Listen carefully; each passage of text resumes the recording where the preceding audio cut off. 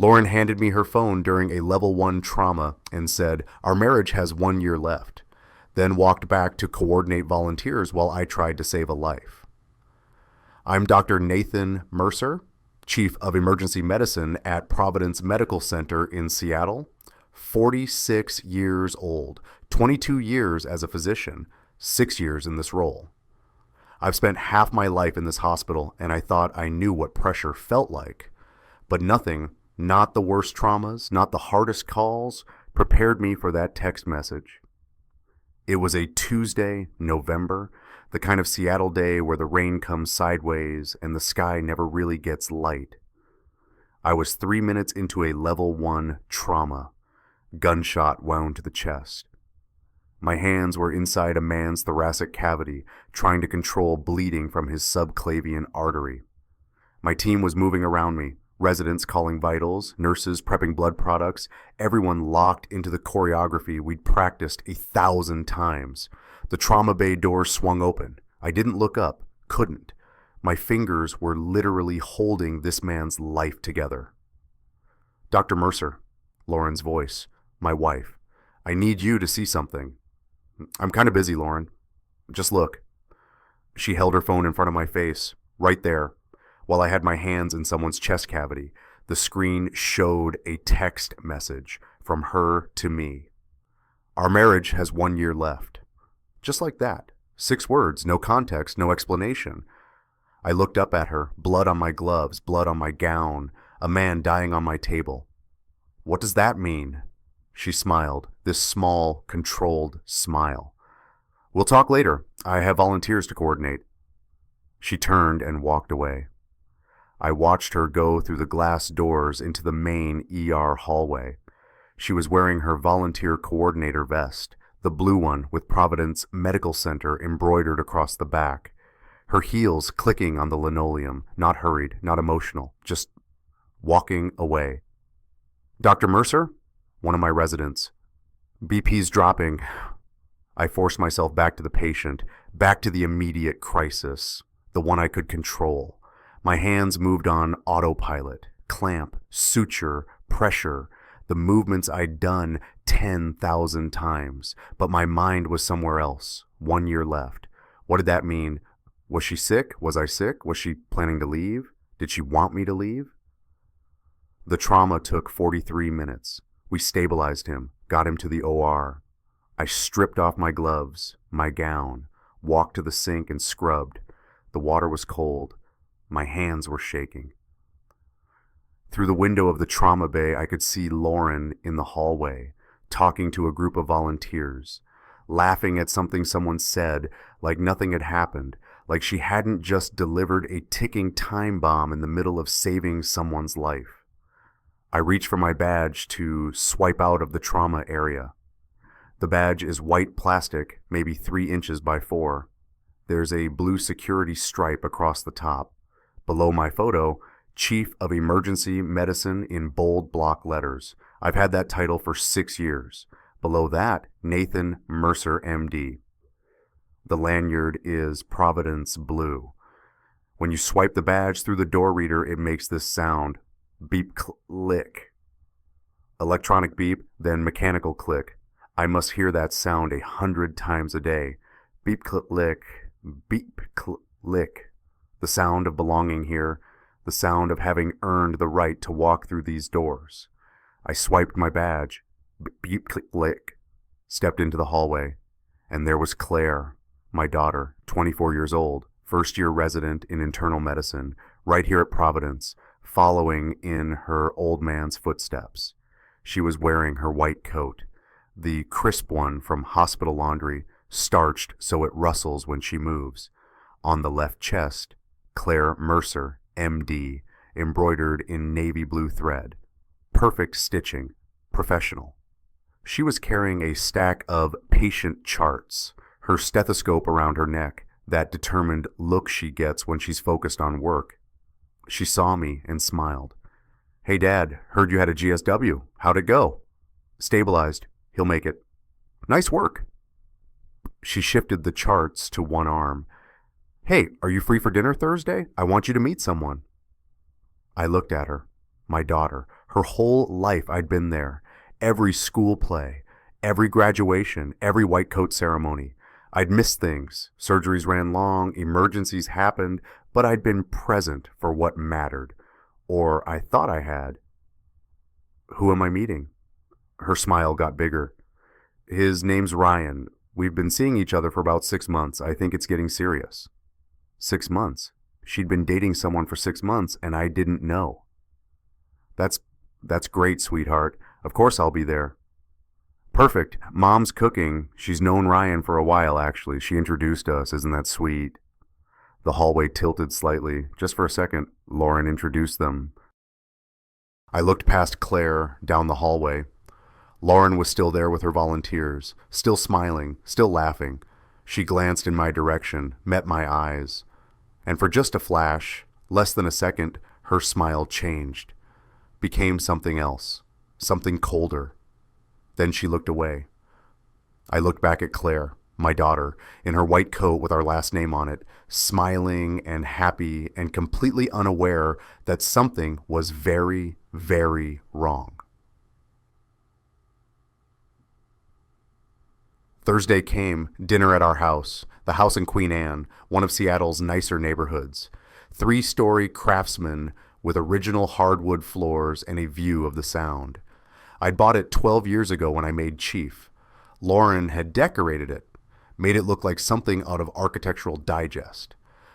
I pulled into the driveway at 6:45. My shift had ended at 6, but I'd stayed to sign off on paperwork. Story of my life. My Mercedes made the soft beep when I turned off the engine. I sat there for a minute, key fob in my hand. The fob had the Mercedes tri-pointed star logo, distinctive heavy metal. The house key was attached on a split ring. That key had opened this door for 12 years. Inside I could hear voices, laughter, the sound of a house with people in it. I gave them everything. The house in Queen Anne, Claire's medical school tuition, paid in full, no loans, Lauren's wellness business. I funded it for the first 3 years until it became profitable. Her blog, her lifestyle brand, everything. This was what success looked like. This was what 22 years of working 80-hour weeks bought you. I unlocked the door, walked in. The dining room table was set for 5. My mother, Ruth, was already there, sitting at one end. 71 years old, retired librarian. She'd driven up from Tacoma for this. Lauren was bringing out a roast. She looked beautiful. Always did. 43 years old, and she could still stop traffic. Her hair was perfect. Her makeup was perfect. And on her left wrist, the Cartier Love bracelet, yellow gold, solid, heavy, with those signature screw shapes around the circumference. I'd given her that bracelet for our 20th anniversary 3 years ago, had it engraved on the inside where only she could see, "Building time together, J." The bracelet is designed so you can't take it off by yourself. It requires a special screwdriver, a tiny thing that comes in a red leather case when you buy it. But the idea is permanence. The bracelet locks on, and you need someone else to unlock it. I put it on her wrist 3 years ago, and she'd never taken it off. She was setting down the roast when her bracelet hit the edge of the serving platter. That sound, clink. High-pitched, musical. Gold has a different sound than silver. Warmer, fuller. You could hear it across the room. "Nathan." Lauren's voice was bright, hostess voice. "Perfect timing. Come meet Ryan." A young man stood up from the table, late 20s maybe. Good looking in that bland corporate way, wearing a button-down and khakis. Pharmaceutical sales rep, I'd learn later. His handshake was firm, but not too firm. Practiced. "Dr. Mercer, it's an honor. I've heard so much about you." "Nathan's fine. You're dating my daughter?" "Yes, sir. Claire's incredible." Claire was beaming. She'd changed out of her scrubs into a dress. Her white coat was draped over a chair behind her. I could see the embroidery from across the room. Claire Mercer, MD.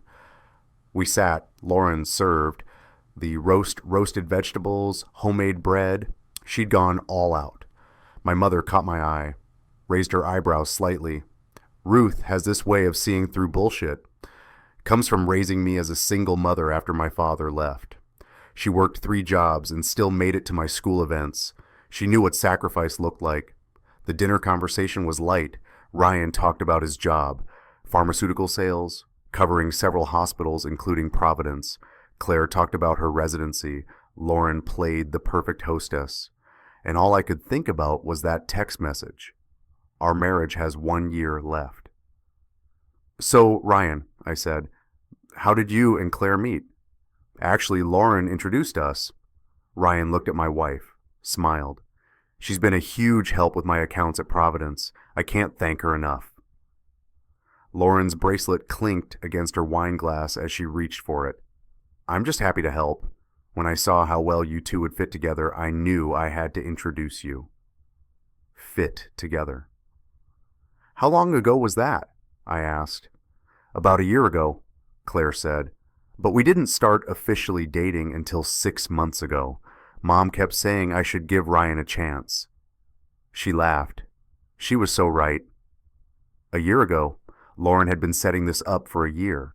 Ryan looked at Lauren again, just for a second, and he smiled. Not a grateful smile. Something else, something I couldn't quite read.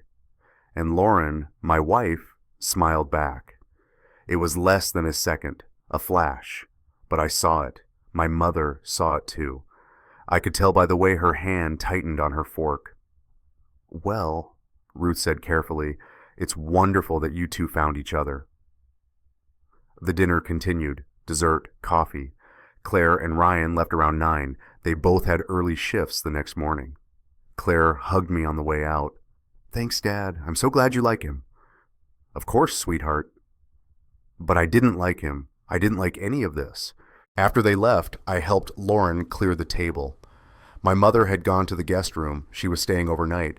It was just the 2 of us in the kitchen, the sound of dishes in the sink, water running. What did that text mean? I asked. 1 year left. Lauren dried her hands, looked at me. It means exactly what it says, Nathan. Our marriage has 1 year left. I thought you should know. So you can prepare. Prepare for what? For what comes next. Are you sick? Is something... No, I'm not sick. She hung up the dish towel. Precise movements, nothing wasted.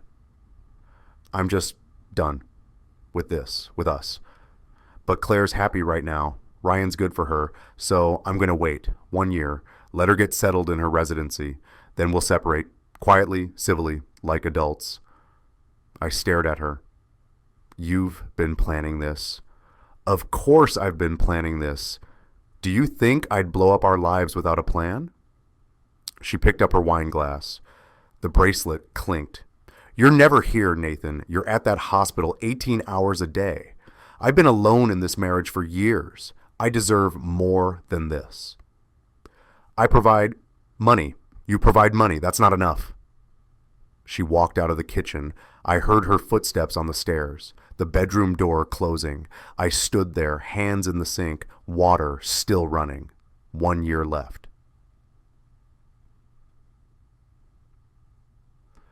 2 days later, I was in the physician parking garage, level 3, 2 in the morning. I'd just finished an 18-hour shift. 3 traumas, 2 cardiac arrests, 1 stroke, the usual chaos of a busy ER. The parking garage was empty, just me and my car and the security cameras. The fluorescent lights hummed. Somewhere, a car alarm was going off in the distance. I was reaching for my car door when I heard footsteps. Nathan. I turned. Dr. Jessica Park, OB-GYN, Lauren's best friend since college. 44 years old, head of the hospital ethics committee, married with 3 kids. She was still in her white coat, must have just finished a delivery. Jessica, late night? Twin C-section. She walked closer, stopped about 10 feet away. Nathan, I need to talk to you about something, and I need you to promise you'll stay calm. My hand tightened on my car key fob. The Mercedes tri-pointed star dug into my palm. What's going on? It's about Lauren. My stomach dropped. Jessica looked around the parking garage, making sure we were alone. Then she pulled out her phone. I saw something last week at a hotel in downtown Seattle, the Fairmont Olympic. I was there for a conference dinner. She scrolled through her phone. I saw Lauren with a man, not you. The parking garage seemed to get colder. They were in the lobby, checking in, together. At first, I thought maybe I was mistaken. Maybe it was business or something. But then I saw them kiss. Not a friendly kiss, Nathan. A romantic kiss. She held out her phone, showed me screenshots, text messages, not between her and Lauren, between Lauren and someone saved as R in Lauren's contacts. How did you get these? Lauren left her laptop open at my house 2 weeks ago. I was going to close it and saw the messages syncing. Jessica's voice was quiet, guilty. I'm sorry, I debated whether to tell you. She's my best friend, but you're a good man and you deserve to know. I scrolled through the messages. My hands were shaking. R. I miss you, Lauren. Tuesday, after his shift, usual place. R. How much longer do we have to wait? Lauren, 1 year. I told him. After that, we're free. 1 year. The timeline clicked into place. Nathan. Jessica's voice was soft. There's something else. The man Lauren's been seeing. She paused, looked at me, and I saw fear in her eyes. He's someone Claire knows, someone you both know. The parking garage tilted. I reached out, steadied myself against my car. Who? I don't know his name, but I overheard Lauren on the phone yesterday. She was in the women's locker room. Didn't know I was in the bathroom stall. She said something about keeping C happy and R is doing great with her. Nathan, Jessica's voice dropped to almost a whisper. I think the man your wife is sleeping with is connected to Claire somehow. My mind was racing. Someone Claire knows. Someone we both know. Ryan. No, that's impossible. Lauren introduced them. Claire's been dating him for 6 months. That would mean Lauren set up our daughter with her own affair partner. I looked up at Jessica. She must have seen something in my face because she took a step back.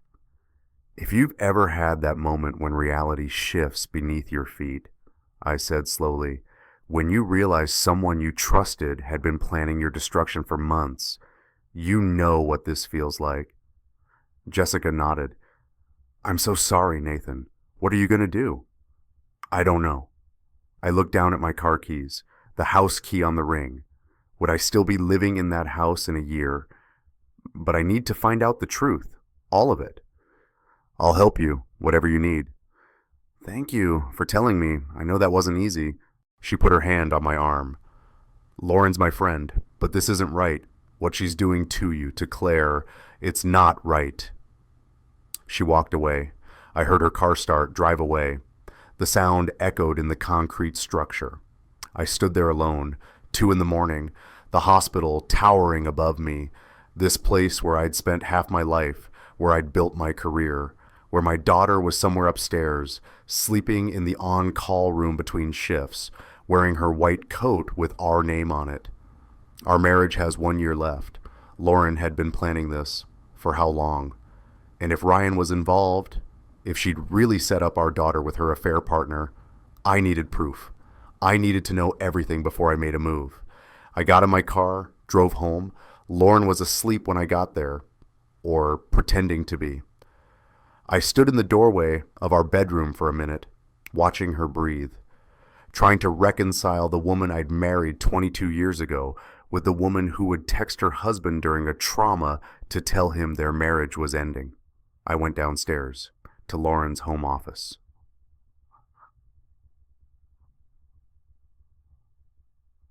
The office was on the first floor. Lauren used it for her wellness business, her blog, her brand partnerships, her influencer work. Grace and Glamour, she called it. 78,000 followers on Instagram. Tips about healthy living and balanced marriage and finding joy in everyday moments. All lies. Her desk was organized, laptop closed, files labeled, everything in its place. Lauren liked control, liked things to be perfect. I opened her desk drawer, and there it was, a teal leather journal. Moleskin, classic size, one of those expensive ones with the elastic band closure.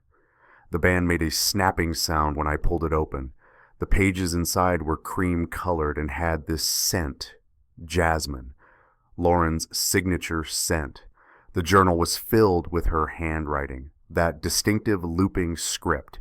At first glance, it looked like a gratitude journal, the kind people use for mindfulness. Each entry started with, "I'm grateful for bruh," but as I read closer, something was off. November 15th, I'm grateful for morning light, 10 a.m. usual place. November 18th, I'm grateful for evening peace, met after N's admin meeting. November 22nd, grateful that C is so happy. She doesn't suspect anything. I flip back. Weeks of entries, then months. October 2nd, grateful for morning light. September 14th, evening peace. August 8th, praying for C's happiness. This wasn't a gratitude journal. This was a coded log. Morning light meant morning meetings. Evening peace meant evening meetings. And C, that was Claire. My hands were shaking as I flipped through more pages. July 3rd, prayed deeply with B today while M was in sanctuary. Wait, B? Not R? I went back further. The entries from a year ago used B. Then 6 months ago they switched to R, B are different people, or different nicknames for the same person. I kept reading, faster now, looking for anything concrete. Anything that would tell me who.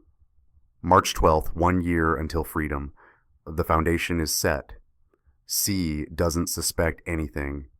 N is too busy saving everyone else to notice. There it was, 1 year until freedom. March, 8 months ago. She'd been planning this for at least 8 months. C doesn't suspect. Claire doesn't suspect. N is too busy saving everyone else. I closed the journal, set it down on the desk. My hands were shaking so badly I could barely hold it. Lauren had been documenting her affair for almost a year, writing it down in code disguised as spiritual practice. And she'd been planning, what? To destroy our marriage? To set up our daughter with someone. I needed more. I needed to understand the full scope of this. I opened Lauren's desk again, started going through files, and found the gala programs. Providence Medical Center hosts an annual fundraising gala every February. Big event. All the major donors, the board members, department chiefs. Lauren, as volunteer coordinator, helped organize it. I pulled out the last 3 years' programs, cream cardstock embossed with the hospital logo. Each program listed the event committee, the seating arrangements, the sponsors. I spread them out on the desk. February 2025, Lauren Mercer listed as event co-chair. And next to her, listed as the other co-chair, Ryan Walsh, representing Walsh Pharmaceutical Partners. February 2024, same thing. Lauren and Ryan co-chairs. February 2023, Lauren Mercer, Event Committee. Ryan Walsh, sponsor representative, 3 years. They'd been working together for 3 years. And the seating charts. In all 3 programs, Lauren and Ryan were seated at the same table. Table 2, right near the stage. Coincidentally. But there were no coincidences, not with Lauren. She controlled everything. As volunteer coordinator, she'd have had input on those seating arrangements. She'd positioned herself next to Ryan for 3 years running. I sat back in the desk chair, tried to think. Timeline. 3 years ago, Ryan appears at the gala. 2 years ago, he's co-chairing with Lauren. A year ago, Lauren introduces Ryan to Claire. 6 months ago, Claire and Ryan start officially dating. And now Lauren tells me the marriage has 1 year left, while our daughter dates the man who... My stomach turned. The man who Claire is dating is either Lauren's affair partner or connected to Lauren's affair partner, or... I couldn't finish the thought. It was too horrible. I grabbed my phone, texted Jessica, "Need to meet tomorrow. Have questions about what you saw." Her response came immediately. "Even at 3 a.m., I'll tell you everything I know." I put the journal back, put the programs back, made sure everything looked untouched. Then I went upstairs. Lauren was still asleep, still breathing steadily. I lay down on my side of the bed, stared at the ceiling, replayed that dinner in my mind. Ryan looking at Lauren, Lauren smiling back. Claire, Mom kept saying I should give Ryan a chance. She was so right. A year ago, she introduced them a year ago, and now Claire was in love with him, talking about how serious it was, how perfect he was for her. My daughter was falling in love with... I couldn't say it, couldn't even think it fully. But tomorrow I'd find out. Tomorrow Jessica would tell me everything. And then I'd know for certain if my wife had really done the unthinkable, if she'd really set up our daughter with her own lover. The next morning, I met with Bethany Cho, hospital attorney, 39 years old, sharp as a scalpel, specializing in employment law and medical ethics. Her office was on the 8th floor of the administrative building, separate from the main hospital tower. I'd called her at 7 a.m., asked for an emergency meeting. She'd agreed immediately. Now I sat across from her desk, and she was pulling files from a locked cabinet. Nathan, what I'm about to show you, I need you to understand this was flagged during a routine security audit. Not because we were investigating you, but because the system detected an anomaly. What kind of anomaly? She spread papers across her desk. Standard laser printer paper. Security watermark visible when you held it to light. Providence Medical Center header at the top of each page. Keycard access logs for the physician parking garage, level 2. I leaned forward. Our system tracks every badge swipe. Time, location, whose badge. It's for security and liability. Most people don't think about it, just swipe and go. She pushed a stack of pages toward me. But the system also flags unusual patterns, like when someone without physician privileges accesses restricted areas repeatedly. The pages were organized chronologically, blocks of timestamp rows. Each one showed date, time, location, badge ID, and one name appeared over and over. Ryan Walsh. Visitor badge 4721B. 43 entries, Bethany said, over a 6-month period, September through February. All to physician parking garage, level 2. That's restricted access. Visitor badges shouldn't work there. How did he get in? Someone with physician privileges would have had to escort him in the first time, then she pulled out another sheet. Hospital policy allows volunteer coordinators to issue temporary elevated access for event contractors or vendors. Lauren issued Ryan temporary access last September for gala planning coordination. It was supposed to expire after the event. It didn't. My hands tightened on the pages. The crisp paper sound filled the quiet office. When were these entries? Bethany pulled out a calendar, started marking dates with a highlighter. Look at the pattern. Every Tuesday at 10 a.m., every Thursday at 2 p.m., like clockwork. I pulled out my phone, opened my calendar, looked at my schedule from those months. Tuesday mornings at 10 a.m., I had standing admin meetings. Thursday afternoons at 2 p.m., I had surgical consults in the ER. They'd been meeting in the parking garage during my scheduled commitments, times when they knew I'd be occupied, times when Lauren, as volunteer coordinator, could move freely through the hospital without anyone questioning her. The location logs show the entries but not exits, but cross-referencing with Lauren's volunteer sign-in sheets, Bethany pulled out another file. Every single time Ryan accessed the garage, Lauren was signed in as on-duty volunteer coordinator. 43 times. My throat was tight. Can you tell what they were doing? No cameras in that section of the garage. Privacy for physicians. But Nathan, her voice gentled, 43 times for an average of 2 hours each time. That's not event planning. The room felt too small suddenly, too warm. Bethany wasn't done. She pulled out another file, thicker. There's more, and this is the part that made me call you in. She opened the file. Inside were printed emails, formatted complaint forms, all addressed to the hospital board.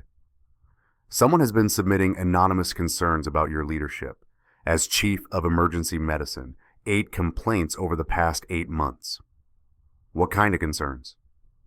That you're emotionally distant from staff, that you prioritize your career over patient care, that you're financially controlling at home and professionally controlling at work, that you create a hostile work environment through neglect. Bethany looked at me. Nathan, these complaints are very specific. They mention private conversations, details about your home life. The language it's personal, intimate. These aren't from staff who work with you. She pushed the top complaint toward me. I read it. The writing style was familiar, the phrasing, the way sentences were constructed. The only people who would know these details are family, Bethany said quietly. I stared at the papers. Lauren, I can't prove it. They're anonymous, submitted through the hospital's confidential reporting system. But the timing, they started 8 months ago, right after Lauren's volunteer coordinator term was renewed. And the content, Nathan, whoever wrote these, has been building a case against you, systematically, to the board. 8 months ago, March. The same month, Lauren wrote in her journal, 1 year until freedom. The foundation is set. She'd been building an exit strategy, making me look like the villain, setting up a narrative where she was the abandoned, controlled wife of an emotionally abusive, career-obsessed doctor. What's the board going to do with these? Your contract renewal comes up in January. These complaints are part of your file now. If Lauren or whoever submits more before then, it could impact the renewal. Not enough to deny it outright, but enough to add conditions. Mandatory leadership counseling, reduced administrative duties, loss of the chief title. Loss of the chief title. I looked down at my badge, the lanyard around my neck, that blue stripe. Chief of Emergency Medicine. 22 years to get those words, and Lauren was systematically working to take them away. What can I do? Bethany closed the files. Document everything. If you believe your wife is having an affair and is preparing to divorce you, you need a lawyer. Now, before she makes her next move. She paused. And Nathan, if Ryan is involved with Lauren and your daughter is dating him, you need to tell Claire before this gets worse. I nodded, couldn't speak. Bethany stood, extended her hand. I'm sorry. I know I can't imagine. But you have allies here, people who know the truth about you. Don't let her rewrite that truth. I left her office, took the elevator down to the parking garage. Not level 2 where they'd been meeting, level 3 where I usually parked. My car was where I'd left it. Mercedes, leather seats, the kind of car that says, "You've made it." I sat in the driver's seat, didn't start the engine, just sat there holding my key fob. That tri-pointed star digging into my palm 43 times. They'd met 43 times in 6 months. And Lauren had been filing complaints against me, building a case, making sure that when the divorce came, she'd look like the victim and I'd look like the monster. The foundation is set. She'd been planning this for almost a year, maybe longer. And I'd been too busy saving lives to notice my own life was being dismantled.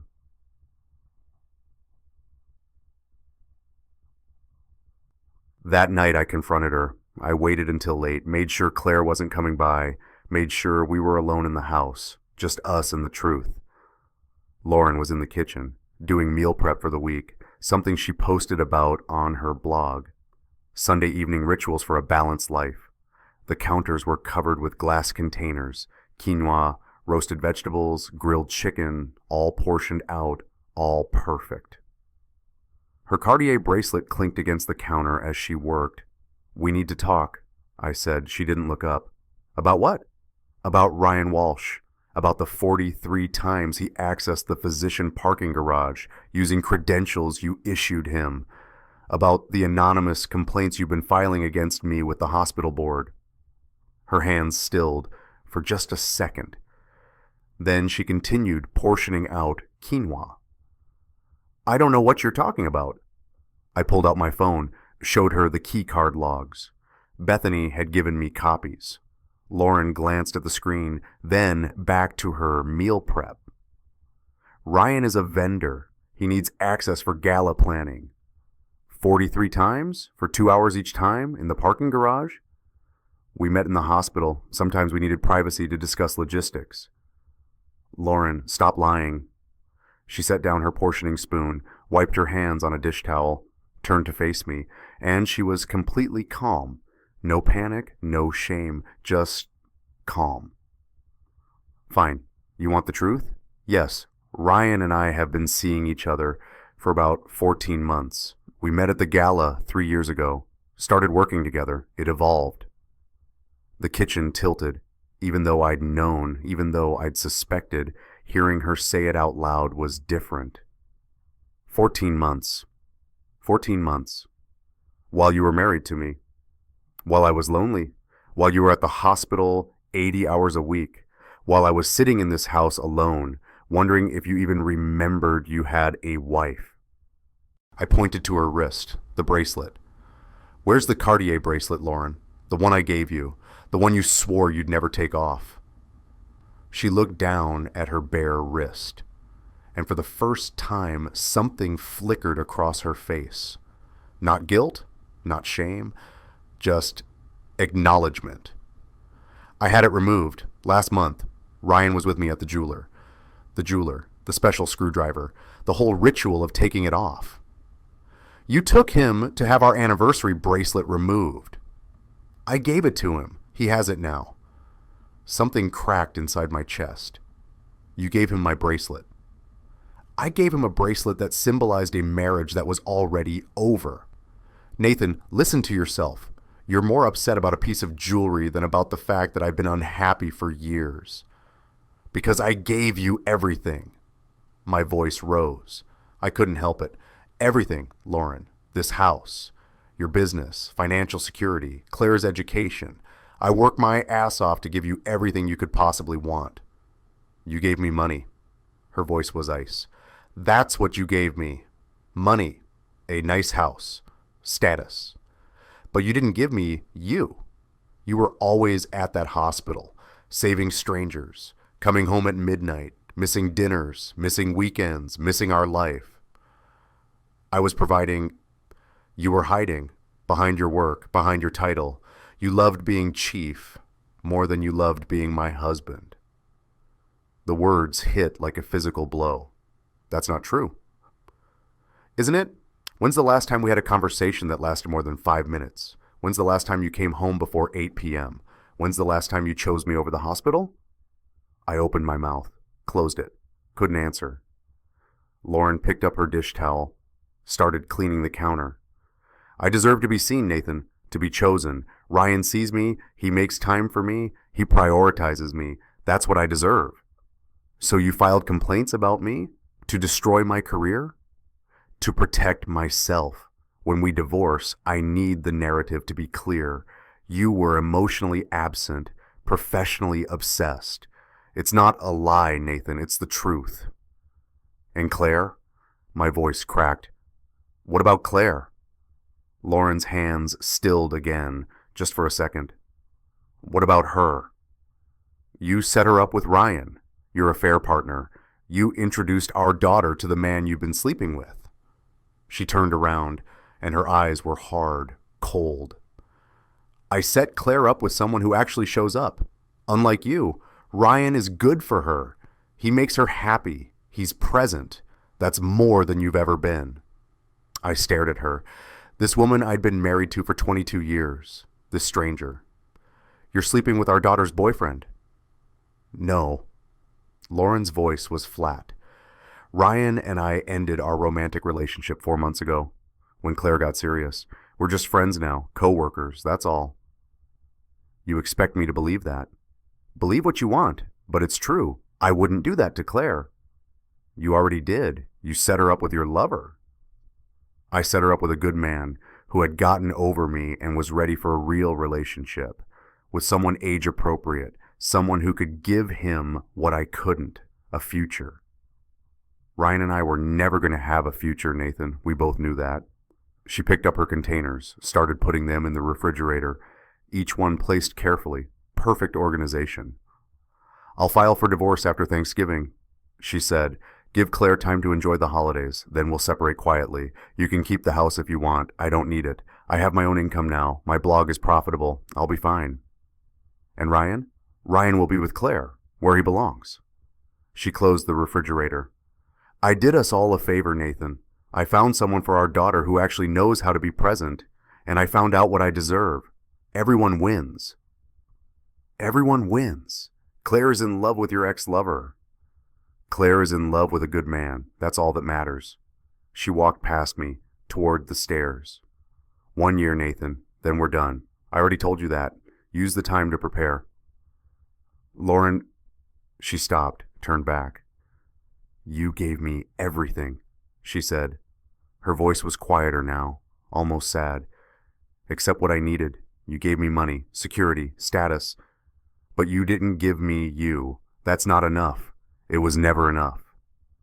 She went upstairs. I heard the bedroom door close. I stood in the kitchen, surrounded by meal prep containers, by evidence of Lauren's perfect life, her Instagram-ready existence.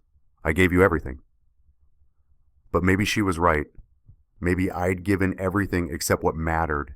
Maybe I'd been so focused on being the provider, the chief, the breadwinner, the success story, that I'd forgotten to be a husband. No, I couldn't accept that. I'd worked hard, I'd sacrificed, I'd built this life for us. That had to count for something, didn't it?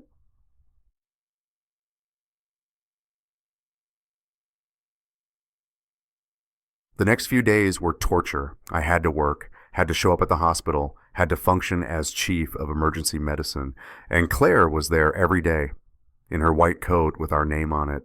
We worked side by side, father and daughter, both Dr. Mercer, both swiping our badges through the same doors. Beep click, beep click. That sound that meant we belonged here. But I was lying to her, every day, every shift, every smile. On Wednesday, we were reviewing a difficult case together, elderly patient with multiple comorbidities. Claire was presenting, that determined look on her face. Her white coat rustled as she gestured to the chart, the stethoscope around her neck, the embroidered name on her chest, Claire Mercer, MD. She was so proud of that coat, of that name, of following in my footsteps. Her phone buzzed. She glanced down, smiled. Sorry, Dad. Ryan's asking about Thanksgiving plans. Mom's hosting, right? My throat closed. Right. He's so excited. Says he feels like part of the family already. She looked back at me, happy, innocent. Isn't that sweet? Sweet. The man texting her had been sleeping with her mother. Maybe still was, despite Lauren's claims. And Claire had no idea. None. Claire, oh, patient in Bay 3 needs you. Chest pain, they're asking for you specifically. She walked away, her coat swishing, her phone in her hand, texting Ryan back, and I stood there, frozen, the lie growing heavier by the second. I couldn't do this, couldn't watch her fall deeper in love with him, couldn't watch her plan a future with a man who... But if I told her now, here, without support, it would destroy her. In the middle of her residency, in the middle of the hospital, everyone would know, the gossip would spread, her reputation would be damaged. I needed to tell her, but I needed to do it right, with support, with her protected. I pulled out my phone, texted my mother, need to talk. Can you come to Seattle this weekend? Ruth responded immediately. I'll be there Friday night. What's wrong? Everything. Friday night, my mother's house in Tacoma. I'd driven down after my shift, couldn't talk at my house. Lauren might overhear, couldn't talk at the hospital, too public. Ruth's house was the same house I'd grown up in. Small, 2 bedrooms, the kind of place a single mother raising a kid on 3 jobs could afford. She paid it off years ago, never moved, said it had good bones.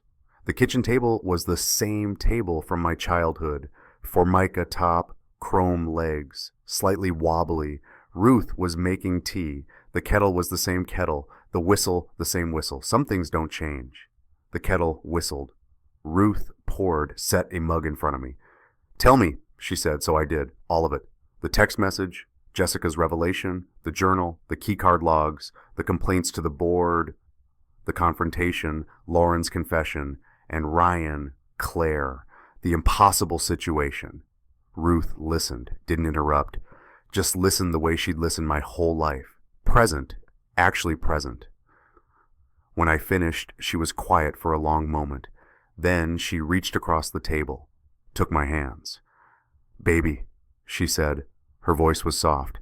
"Listen to me. What Lauren did, what she's doing, is not your fault. But she's right. I worked too much. I was never home. I chose the hospital over—" "Stop." Ruth's grip tightened. "Nathan, I worked 3 jobs when your father left." 3. I was a waitress, a house cleaner, and I did data entry at night from home. I was exhausted, broke, barely standing, but I was there. At your school plays, at your graduations, at your baseball games. I gave you time, not money. That was all I had." She paused. Her eyes were wet. "You gave Claire both, time and money. You worked hard, yes, but you were there for her recitals, her graduations, her white coat ceremony. I was there too. I saw you. You gave her love and security. Lauren had both and chose to destroy it. That's not on you. But maybe if I had worked less, then you wouldn't have been able to put Claire through medical school without loans. You wouldn't have been able to give them financial security. You wouldn't be Chief Nathan. You can't win this game. If you'd worked less and had less money, Lauren would have complained about that instead. Some people are never satisfied." I put my head down on the table. Same table where Mom had served dinner after working 3 jobs, where she'd helped me with homework, where she'd told me we'd be okay even though Dad was gone. "Ma, I'm 46 years old and I need my mother to tell me I'm not a failure." She stood up, came around the table, held me while I cried. "Baby, you're not a failure. You're a good man who married someone who doesn't know how to be satisfied, who doesn't know how to be grateful. That's on her, not you." I wiped my eyes. "I have to tell Claire, before Thanksgiving, before Lauren spins this her way." "You do. And it's going to be hard, harder than anything you've done. But Claire needs to know the truth. She deserves that. What if it breaks her? Then we'll be there to help her heal. You, me, Jessica, that Marcus you mentioned, we'll all be there. But you can't protect her from this by hiding it. All you can do is protect her by telling her the truth with love and support." Ruth poured more tea, sat back down. "Your father left when you were 10. You remember that?" I nodded. "You remember what it did to you, finding out he'd been lying, that he had another family, that our whole life was a lie?" "I remember." "The lying hurt worse than the leaving, didn't it?" "Yeah." "Don't do that to Claire. Don't let her find out from someone else.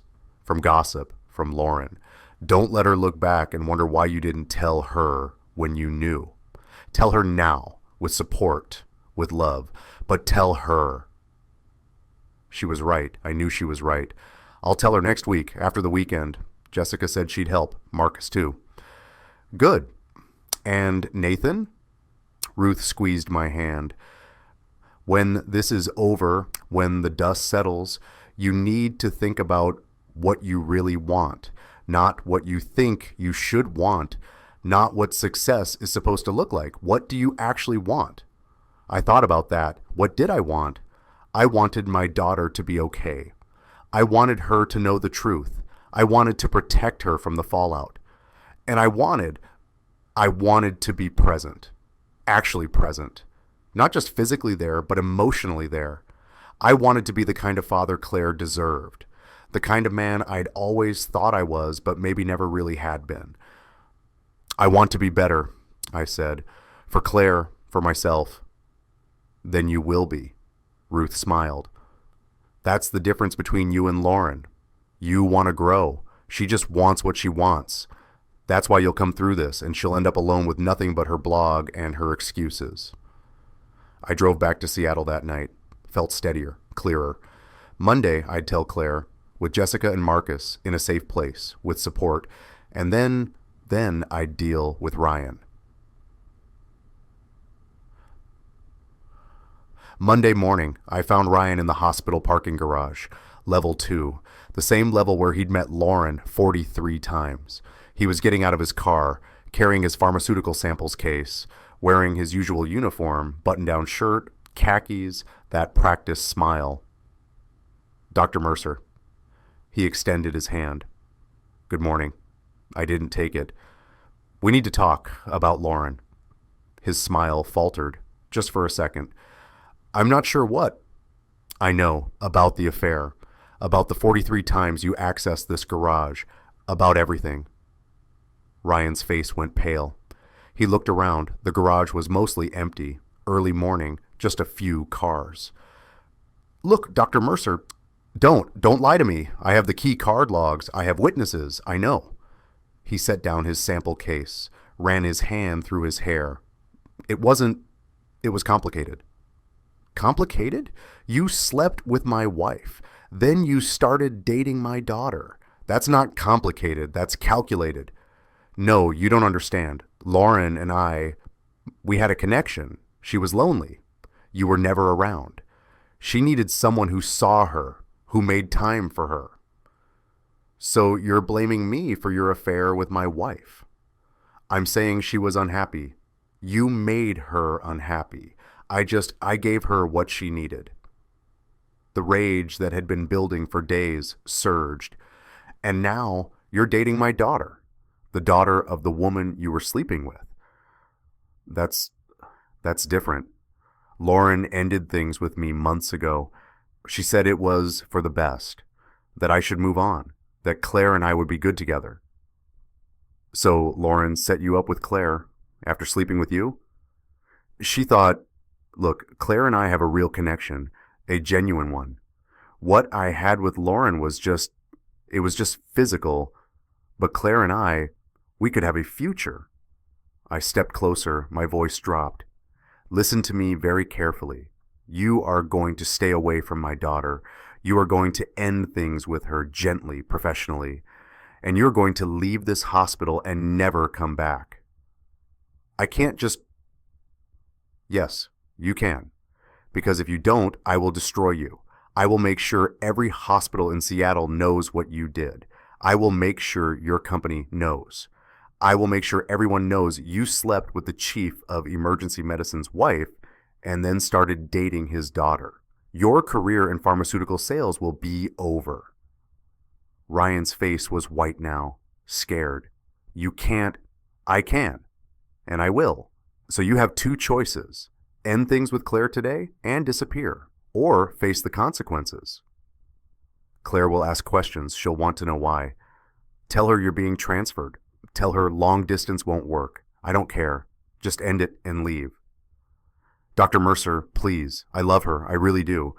What I had with Lauren was a mistake, but Claire, you don't get to love her. You don't get that privilege. Not after what you did. A voice behind me. Nathan. I turned. Dr. Marcus Williams, my mentor, hospital chief of staff. 52 years old, Vietnam veteran. He must have been parking his car, heard the conversation. He stepped out from behind a concrete column, had been standing there the whole time. Marcus, I heard everything. Marcus looked at Ryan. His face was stone. Ryan Walsh, you are banned from Providence Medical Center property effective immediately. Hospital security will be notified. Your visitor credentials are revoked. If you attempt to enter this facility again, you will be arrested for trespassing. Ryan backed toward his car. This isn't fair. You used your professional position to gain access to restricted areas for personal reasons. You engaged in a relationship with a hospital volunteer coordinator that created a conflict of interest. And you've now endangered the well-being of a hospital employee, Dr. Claire Mercer, a first-year resident. Marcus's voice was flat, clinical. Leave. Now. Ryan got in his car, drove away, fast. Marcus turned to me, put his hand on my shoulder. Nathan, my office. We need to talk about how we're going to protect Claire. We told her the next day, Tuesday afternoon, hospital conference room, private, door locked. Just 4 of us, me, Claire, Jessica, and Marcus. Claire was in her white coat. She'd been on rounds. We'd pulled her away, told her it was important. She sat down at the table, stethoscope still around her neck, looking confused. Dad, what's going on? Is Mom okay? Claire Bear. I took a breath. This was the hardest thing I'd ever had to say. Your mom is fine, but I need to tell you something about her and about Ryan. Jessica slid a folder across the table. Claire, we're here because we care about you. What you're about to hear is going to be difficult, but we want you to know you have support. You're not alone. Claire looked at the folder, then at me. What is this? Your mother and Ryan have been having an affair for over a year. It ended a few months ago before you started dating him seriously, but Claire, my voice cracked. She set you up with him, knowing their history. Silence. Claire's face didn't change. She just sat there staring at me. 10 seconds, 20. Then her voice, so small. What? Marcus opened the folder, showed her the key card logs, the dates, the timestamps. These are hospital access records. Ryan accessed the physician parking garage 43 times over 6 months. Each time corresponded with your mother's volunteer shifts. Claire's hands shook as she looked at the papers.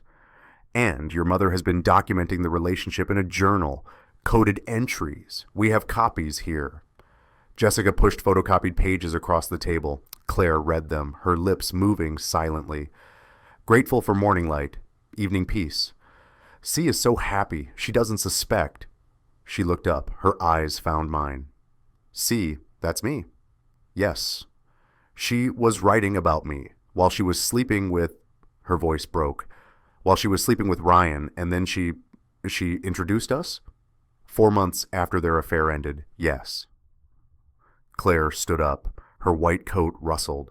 She ripped it off, the coat with Claire Mercer, M.D. embroidered on it, and threw it on the table. I can't be Dr. Mercer anymore, Dad. That name means lies. She was crying now, hard. Everything I built my life on is fake. My mother, my boyfriend, my family. I followed you into medicine because I thought we were a team. I thought our family was solid. I thought... She couldn't finish, just stood there shaking. Was any of it real? Her voice was raw. Did you ever actually want me here, or was I just convenient? Another thing Mom could control? I stood, moved toward her. Everything about you is real. My love for you, my pride in you, this... I pointed to the white coat on the table. This is real. You earned that coat. You earned that MD. Your mother's choices don't change that. But Ryan, Claire's face crumpled. Dad, I'm in love with him. I thought he was perfect. I thought Mom did something wonderful by introducing us. And all this time, he was her... She couldn't say it, just cried. Jessica moved to hold her. Claire collapsed against her, sobbing. Marcus caught my eye, nodded toward the door. We stepped outside, gave them space. She'll be okay, Marcus said quietly. It'll take time, but she's strong. She has you. She has support. I should have told her sooner. You told her as soon as you knew how, as soon as you had support in place. That's the right way. We stood in the hallway. Through the window, I could see Jessica holding Claire, could see my daughter's shoulders shaking. I'd spent 22 years trying to give her everything, trying to be the father she deserved, trying to build a life worth living, and in one afternoon, Lauren had destroyed it all. That night, I went to the hospital, my office, 2 a.m., after an 18-hour shift. The envelope was on my desk, between patient charts, standard security, envelope, perforated strip. Providence Medical Center letterhead visible through the window. Lab results. I'd ordered a paternity test 3 days ago, after the confrontation with Ryan, after learning that Lauren had been pregnant when she ended the affair with him after doing the math. My hands shook as I picked up the envelope. The perforation made a tearing sound when I opened it, loud in the quiet office.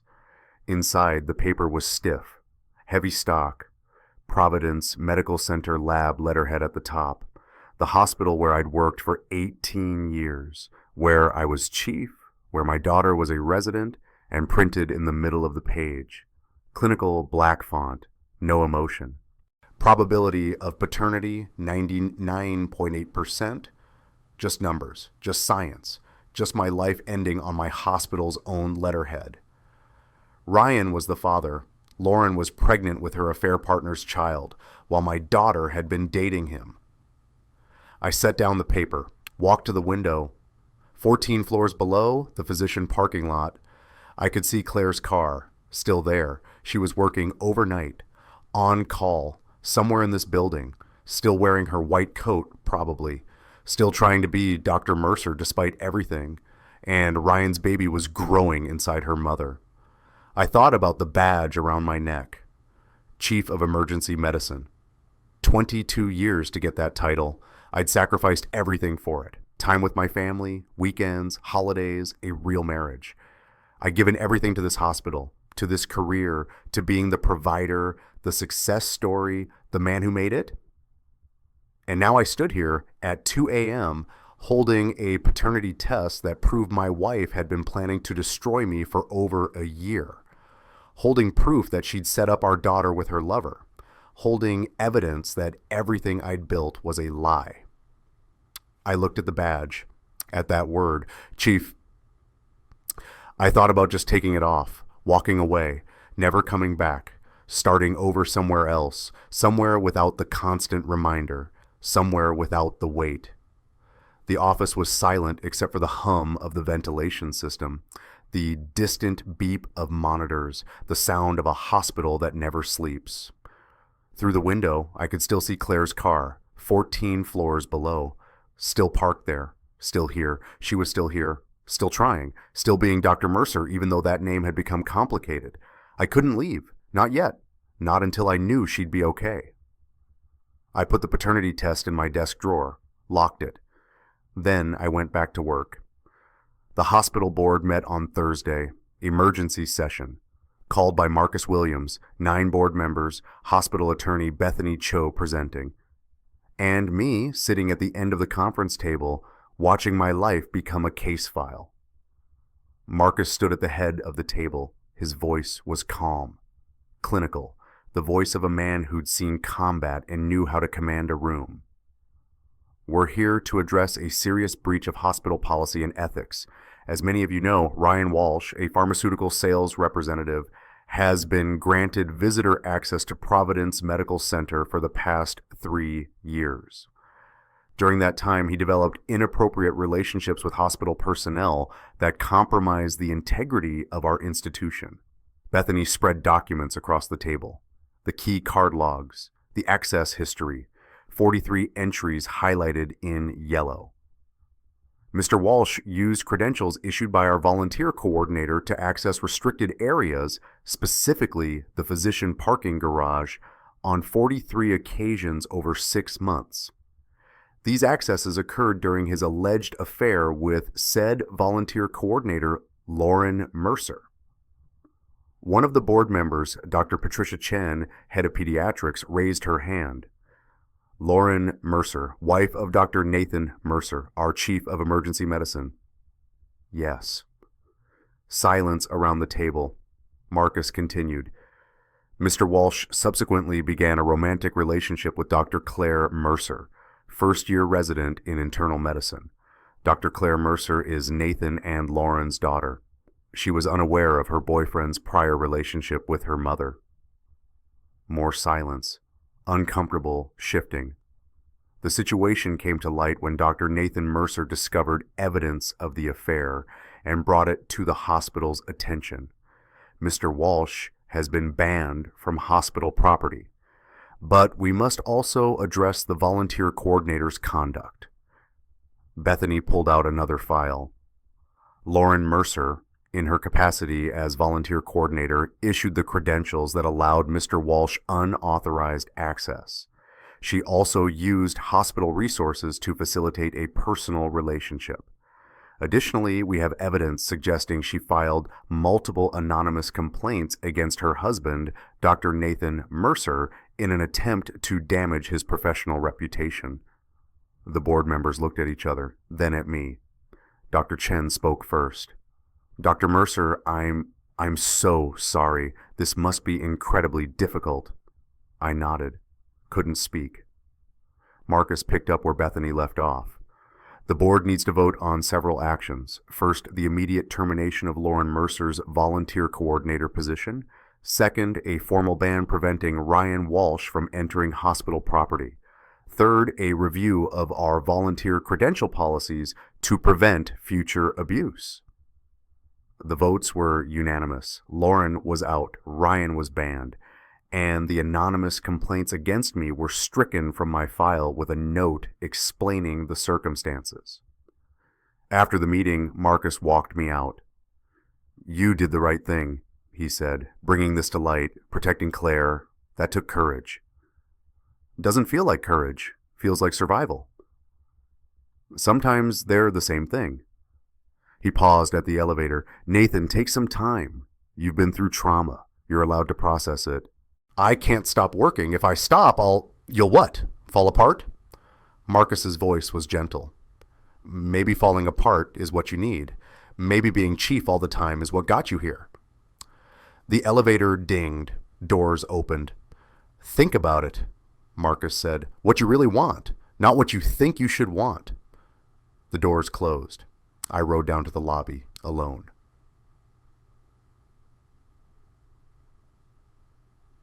Three days later, the Seattle Times ran a story. Front page of the business section. Bold headline.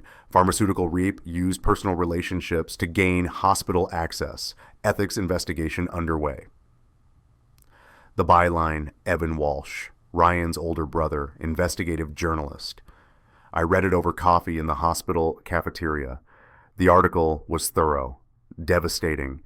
It didn't name Providence Medical Center specifically, used a major Seattle teaching hospital instead, but everyone in the medical community would know, and it didn't name names.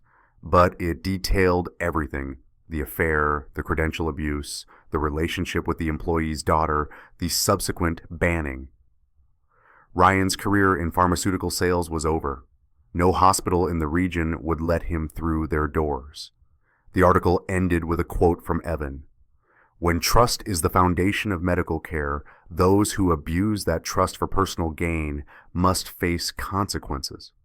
My brother made serious errors in judgment. I hope this serves as a wake-up call to the industry about appropriate professional boundaries." His own brother, Ryan's own brother, had exposed him. I set down the paper. Felt a strange mix of satisfaction and sadness. Justice, but at what cost? My phone buzzed. "Jessica." Lauren called me this morning. She's furious about the board decision and the article. Said you destroyed her reputation. "Just wanted to give you a heads up." I typed back, "Let her be furious. Actions have consequences." But even as I sent it, I felt empty. This wasn't victory. This was just wreckage. The ruins of a marriage, the ruins of trust, the ruins of a family. Claire hadn't spoken to Lauren since we told her the truth.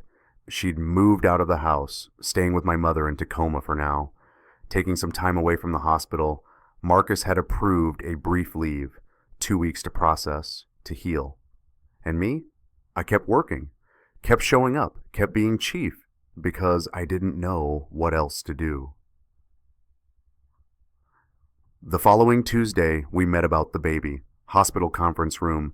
Different one from where we'd told Claire.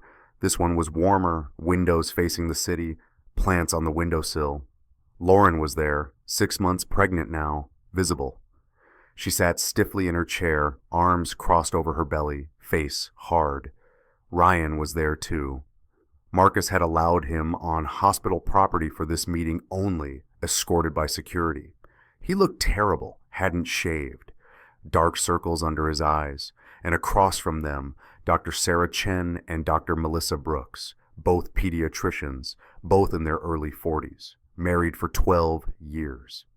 They sat close together, holding hands. I was there as a witness, Jessica too, and a social worker facilitating.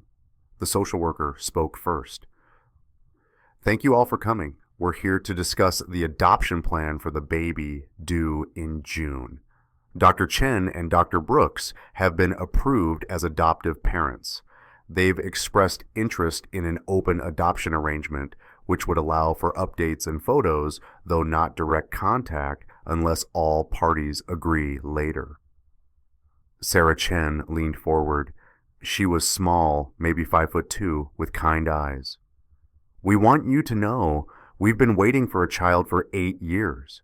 8 years of hoping, of praying. We'd almost given up. Her voice cracked. Melissa squeezed her hand. We'll love this baby with everything we have. Melissa continued. She was taller, with short dark hair, steady hands, a surgeon's hands. We'll tell them their story honestly when they're ready. Age appropriate. We'll make sure they know they were wanted, that their birth parents made a loving choice. Lauren was crying, quietly, the first real emotion I'd seen from her in months. Thank you, she whispered. Thank you for... Her voice broke. Thank you for giving this baby what I destroyed, a family built on truth, not lies, not betrayal, truth. Ryan was crying too. We messed up, both of us. We hurt people, good people. This baby deserves better than us. Sarah looked at him, then at Lauren.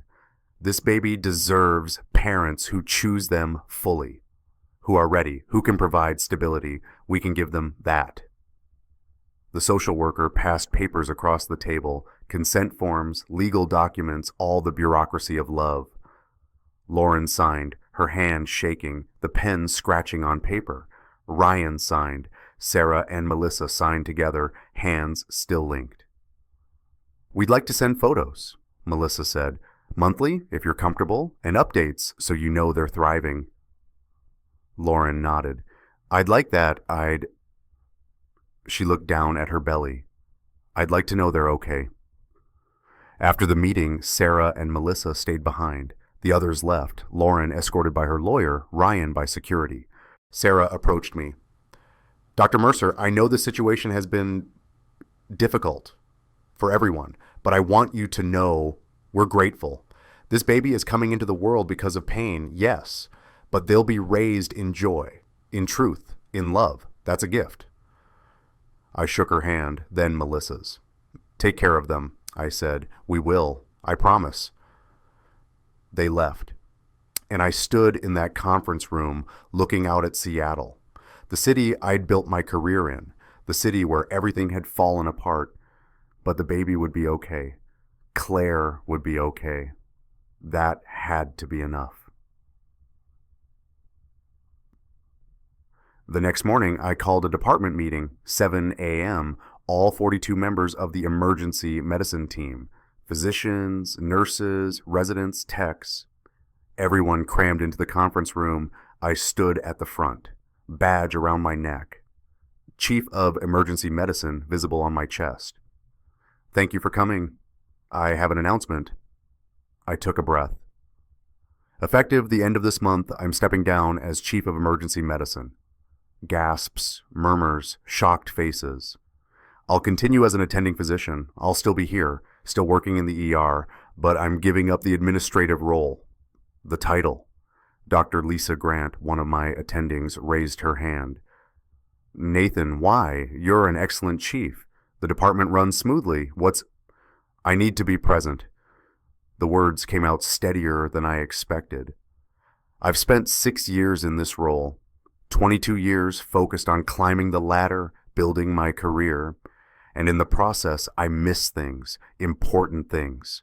My daughter needs me right now, really needs me, and I can't be there for her the way she needs if I'm working 80 hours a week trying to run a department. Silence. Being chief has been an honor, but being Claire's father, being present for her, that's more important.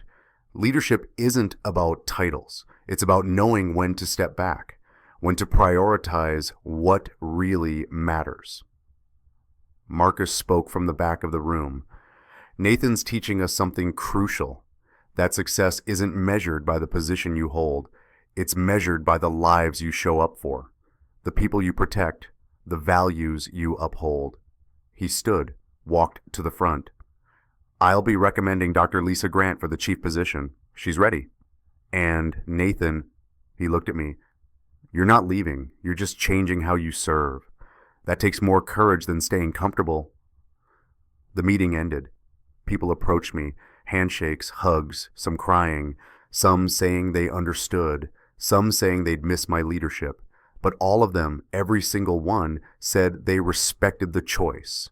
Claire was waiting in the hallway when I came out. I hadn't known she was back. She was wearing her white coat, the one with Claire Mercer, MD, embroidered on it. I heard, she said, about you stepping down. Claire Bear, you're back. 2 weeks was enough. I needed to come back, needed to remember who I am. She touched her coat. I stopped wearing this for a while, couldn't stand the name Mercer, felt like it meant lies, betrayal. And now? Now I remember that you taught me this name means something. Integrity, showing up, doing the hard thing even when it hurts.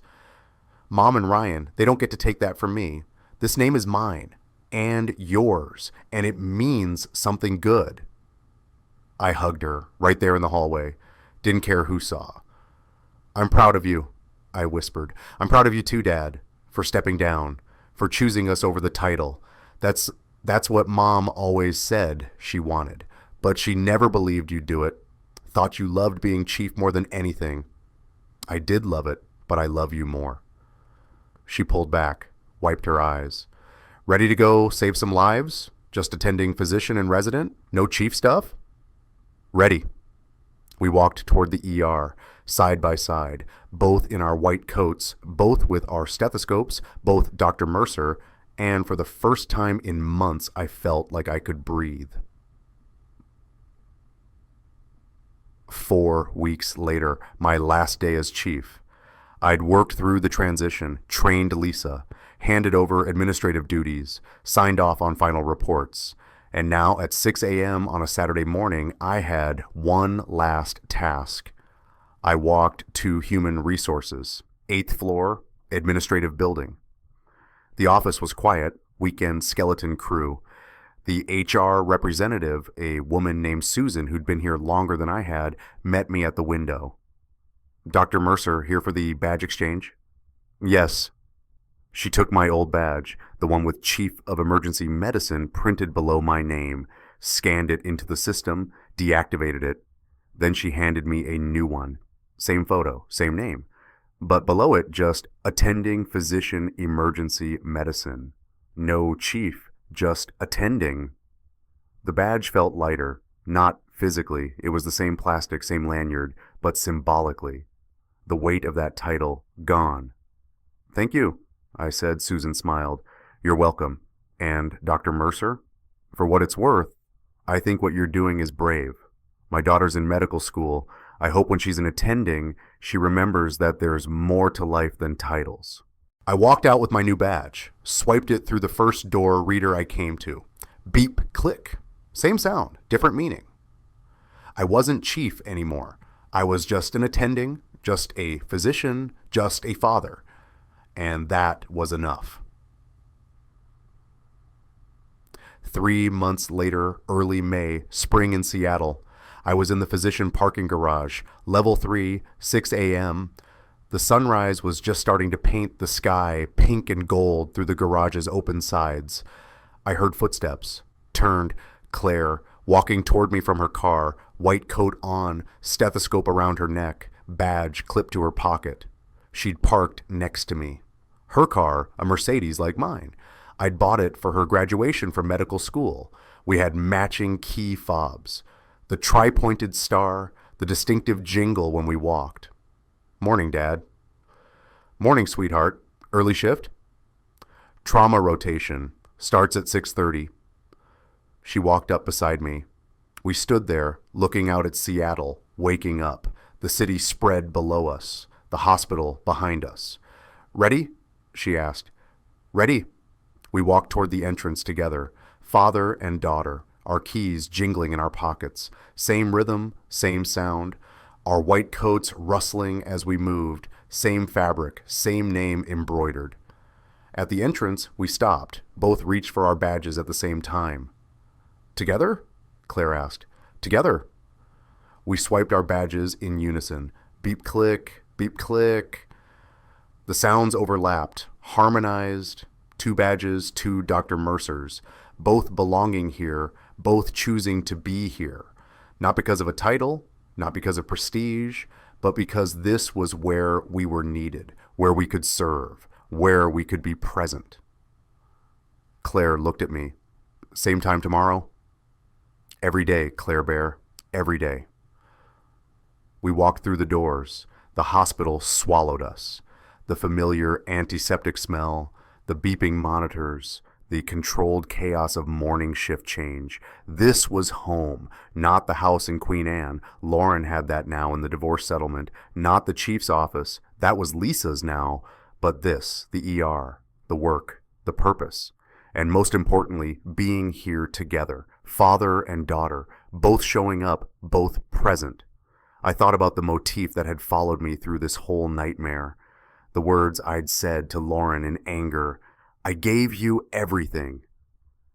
And her response, you gave me money. That's not everything. She'd been right, in the worst way, for the worst reasons. But she'd been right. I had given everything. Money, security, status, the house, the lifestyle, everything except the one thing that mattered, presence. I'd been physically there sometimes, but emotionally absent. Mentally at the hospital even when I was home, choosing the career over the relationship, choosing the title over the connection. And I'd paid for it, lost my marriage, nearly lost my daughter's trust, nearly lost myself. But now I understood. Now I'd made a different choice. I'd given up chief, given up the prestige, given up the 80-hour weeks and the administrative headaches and the board meetings, and gained something infinitely more valuable.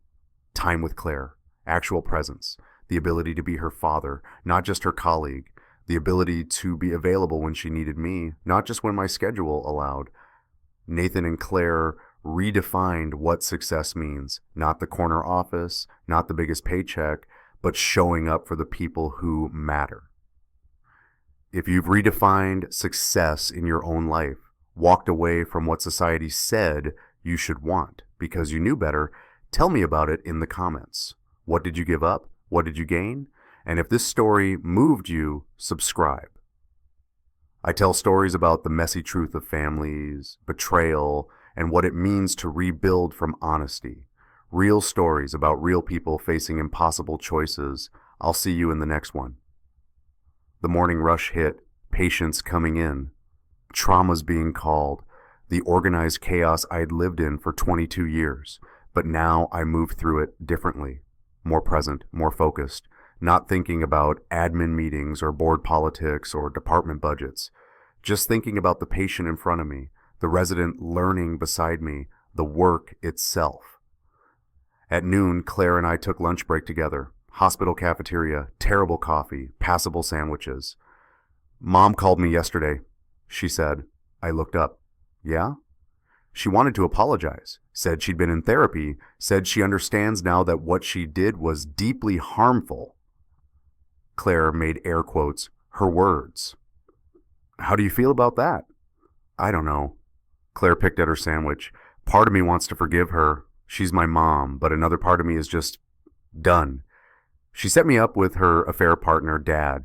She watched me fall in love with him knowing what she'd done. That's not something you just apologize away. No, it's not. She asked if I'd come to the baby's birth, to meet them before the adoption. I said no. That's your choice. No one can tell you how to handle this. Would you go, if she asked? I thought about it. No, that baby deserves a fresh start, with Sarah and Melissa, without the weight of all this. Sometimes the kindest thing is to step back. Claire nodded. That's what I thought too. We finished lunch, went back to work. The afternoon was busy. 3 cardiac arrests, 1 stroke, 2 traumas, the usual controlled chaos. But through it all, I was present. Actually present. Not thinking about what I'd lost, not obsessing over the betrayal, just doing the work, being where I was. At the end of shift, Claire and I walked out together again, back to the parking garage. The sun was setting now. The same garage where Jessica had first told me about Lauren's affair, where I'd confronted Ryan, where I'd stood at 2 a.m. holding a paternity test and contemplating walking away from everything. So much had happened in this concrete structure. So much pain, so much revelation, but also so much healing. Dad? Claire stopped by her car.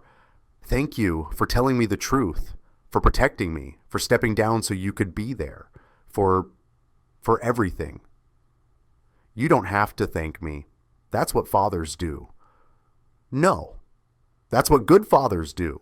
You could have hidden it, could have stayed chief, could have prioritized your career, but you didn't. You chose me. You chose us. Her voice cracked. That means everything.